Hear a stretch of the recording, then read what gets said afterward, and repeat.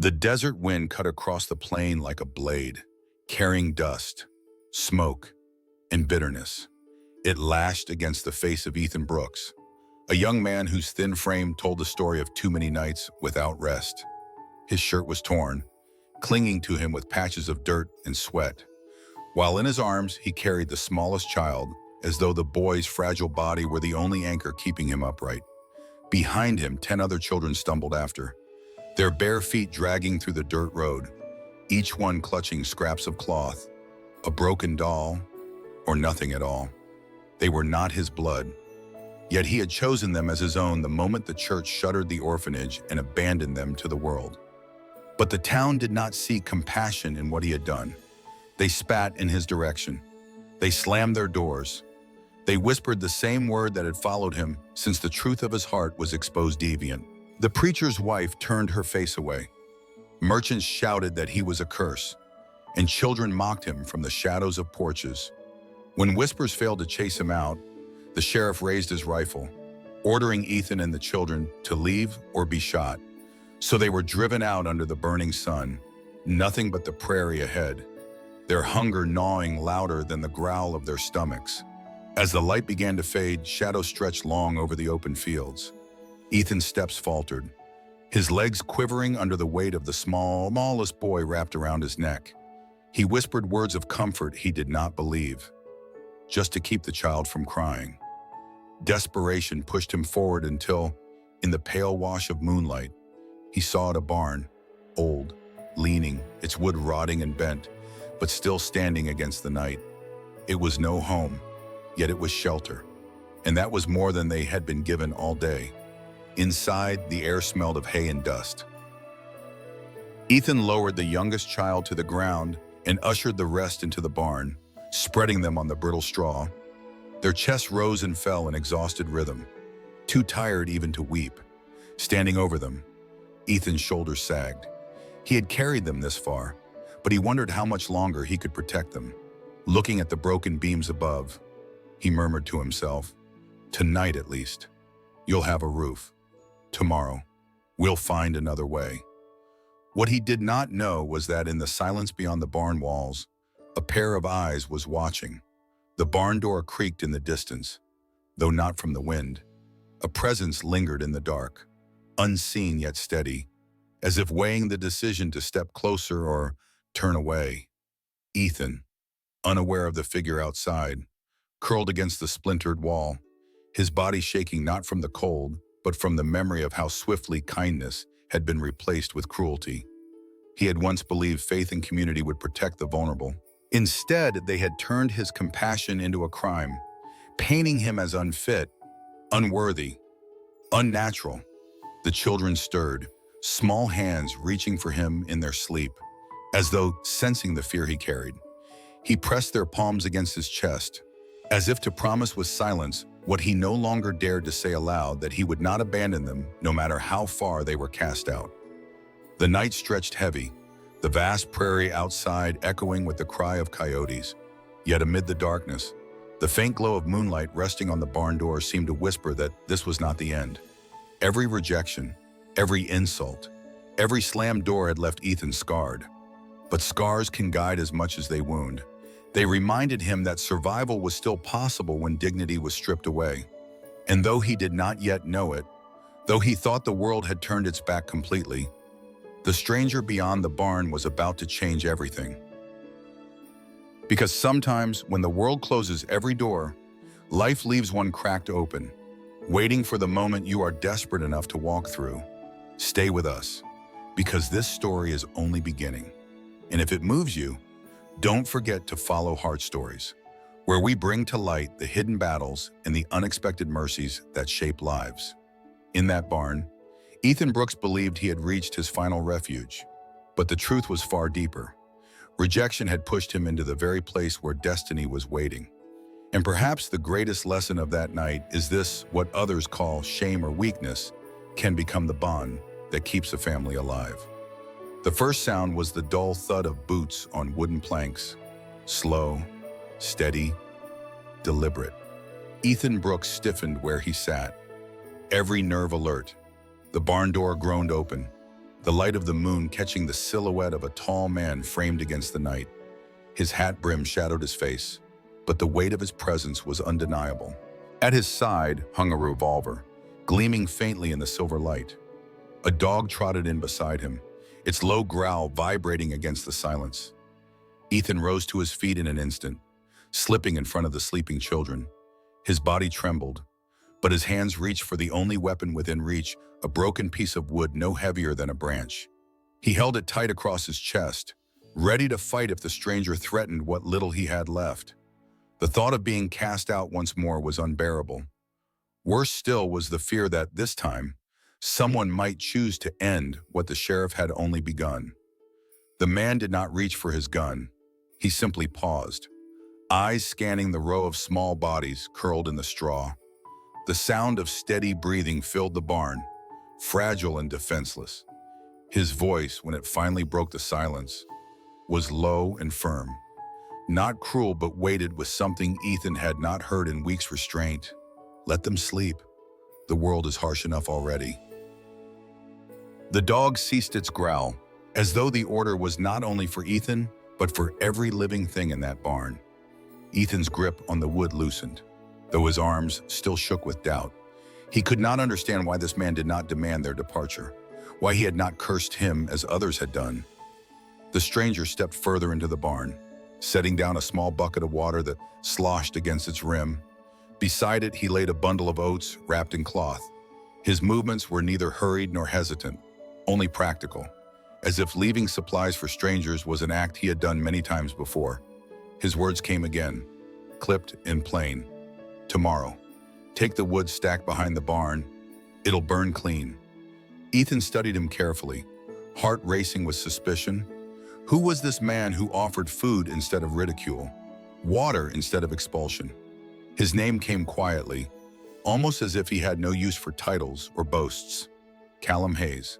Ethan repeated it in his mind, though his lips refused to form the sound. Callum turned to leave, pulling the door halfway closed behind him. The dog followed, its nails clicking against the floorboards. Ethan stood frozen until the last footstep faded into the night, the barn sinking once more into silence. When he returned to the straw where the children slept, he lowered the makeshift weapon and let his shoulders collapse against the wall. His suspicion was still raw, his heart heavy with the memory of betrayal from the man he had once loved, the very man who had exposed him to the church. That betrayal had shattered his trust, convincing him that any kindness was simply a mask for cruelty waiting to be revealed. Yet here, in the stillness of a barn on the edge of nowhere, Callum's quiet gesture had pierced through that armor of doubt. The children stirred in their sleep, one rolling closer into Ethan's lap, murmuring with relief as if even their young hearts sensed a shift. For the first time in many days, Ethan allowed his eyes to close, though he did not sleep deeply.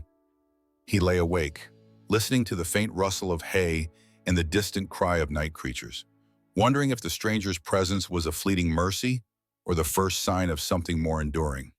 There is a lesson hidden in the way Callum entered that barn. Sometimes the greatest strength is not in showing power or force, but in choosing restraint when the world expects violence. Compassion need not come with speeches or promises. It can arrive as a bucket of water, a bundle of oats, or the simple choice to let weary souls rest. In that restraint lies the quiet kind of courage, the kind that often leaves the deepest mark. Days folded into one another beneath the pale sky, and life inside the weathered barn began to take on a rhythm. Callum Hayes never lingered long, yet he always returned.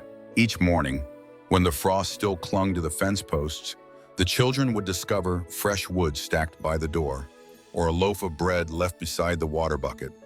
Sometimes it was a blanket patched from old cloth, sometimes a sack of dried beans. He did not ask for thanks, nor did he stay to watch them eat.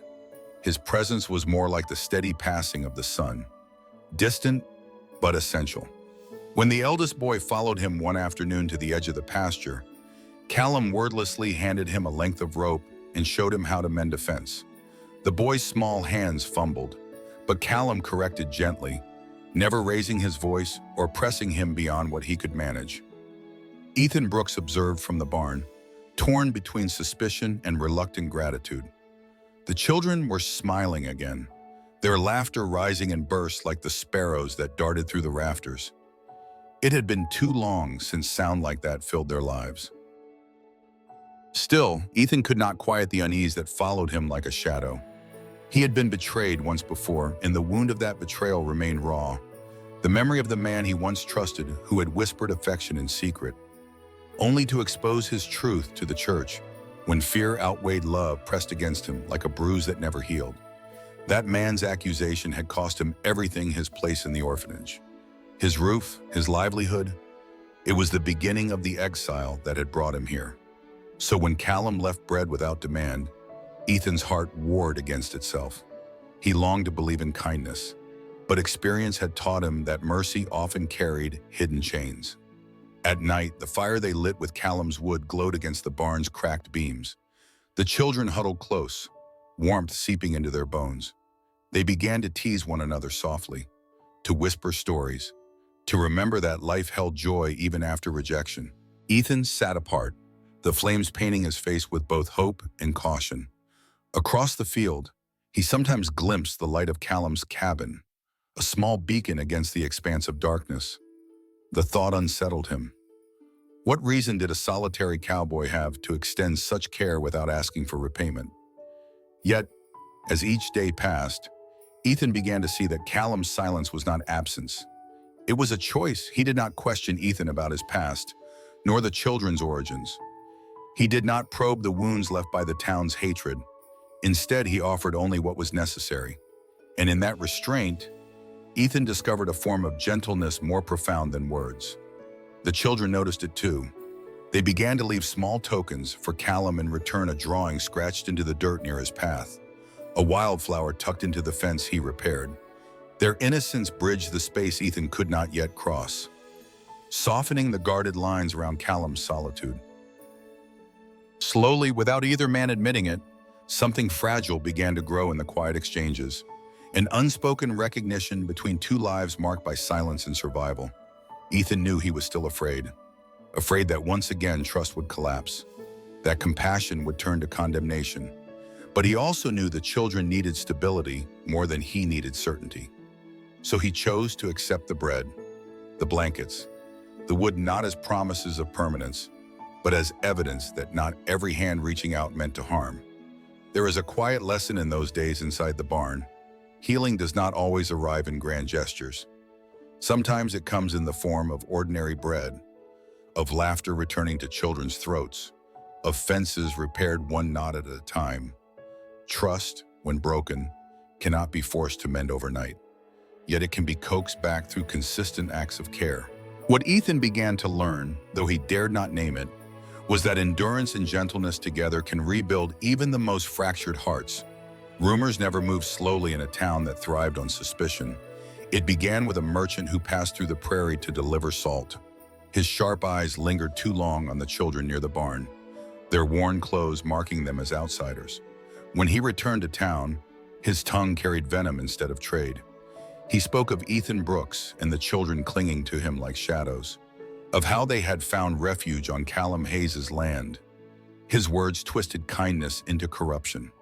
The deviant has brought a pack of orphans to feed on the cowboy's soil, he sneered.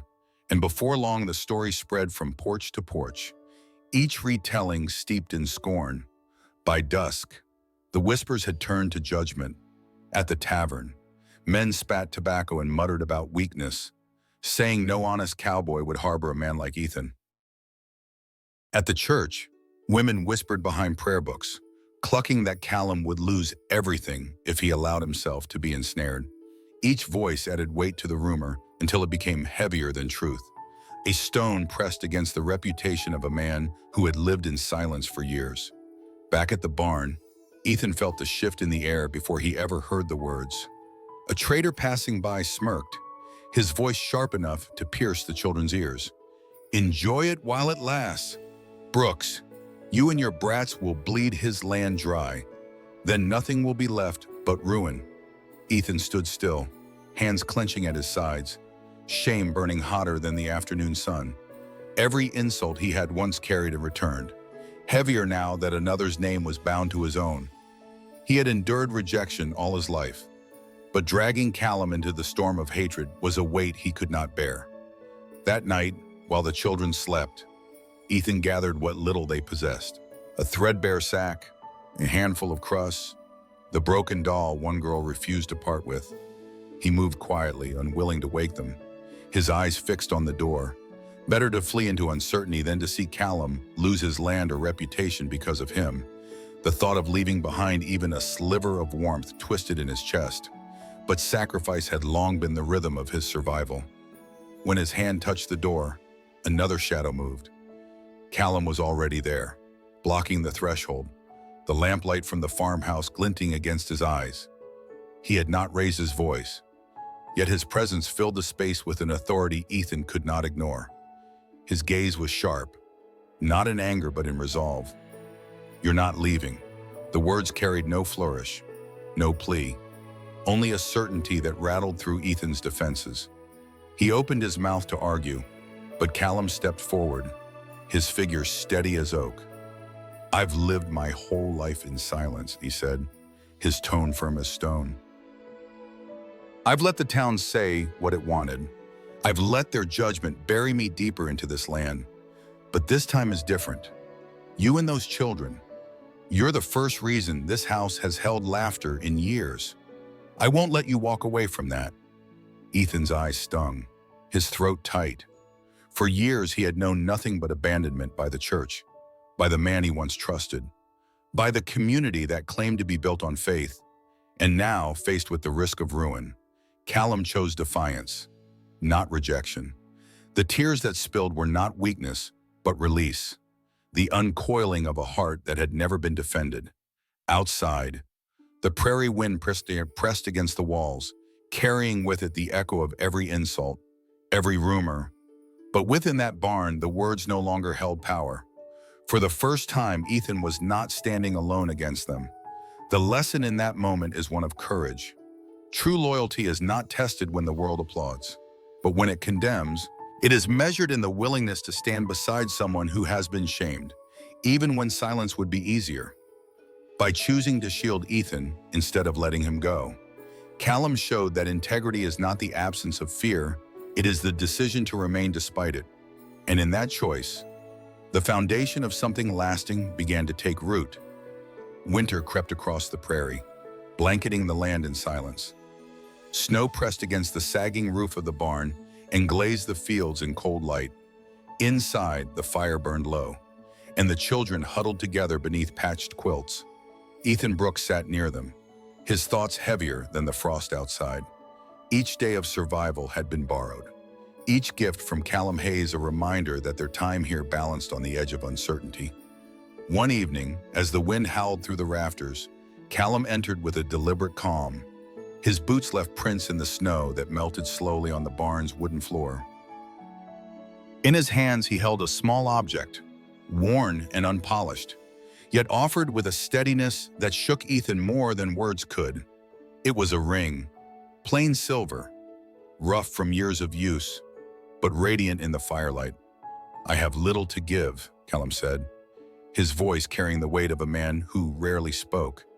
"This land, these hands, and a heart that has been cold for too long. But if you want, we can make this a home. Together." Ethan's breath caught. The children's soft snores filled the silence. The fire crackled, and his hands trembled as he reached toward the symbol of a promise he had never dared imagine. Before his fingers closed around it, Callum's gaze deepened, and he revealed what had been locked away behind years of silence. "Once they cast me out too. I was young, and I loved a man. The town called me shameful. They stripped me of belonging, forced me into exile on this land. Since then, I've lived alone, letting the world believe it buried me. Until you came." Ethan froze, his mind unraveling. All this time, he had believed himself the only one marked, the only soul carrying a scar too deep for others to understand. Yet here was Callum, a man weathered by the same cruelty, bearing the same secret wound. Their meeting had not been chance. It was recognition, the echo of one life reflected in another. The ring trembled in Ethan's palm as he accepted it, not as a binding contract, not as a rescue, but as a choice, two men defying the verdict of a world that had written them off. Around them, the barn ceased to feel like a hiding place. It became the cornerstone of something larger, a sanctuary where laughter returned and belonging grew not from blood or law, but from resilience. The children awoke to warmth, to the sound of Ethan's voice steadier than before, and the quiet strength of Callum beside him. When spring finally broke through the snow, the prairie bloomed with wildflowers. The children ran barefoot across the grass, their laughter ringing clear, louder than any rumor carried from town. No insult, no slander, no exile could drown that sound. Ethan looked across the field, his eyes catching Callum's, and he knew they had not been saved. They had chosen to survive, and in that choice, they had built a family no one could tear apart. The lesson in their story is simple yet profound. Love and loyalty are not gifts handed down by society. They are forged by those brave enough to stand together when the world demands they part. It is in shared scars, in the decision to remain, that a home is built stronger than walls. And now I want to ask you, if the world turned its back on you for who you are, would you choose to stand your ground, or would you walk away to keep others safe? Share your thoughts in the comments, because your voice matters here. This is Heart Stories, where we tell the stories others try to silence. If this journey moved you, don't forget to follow, so you never miss the next story that reminds us all what courage truly means.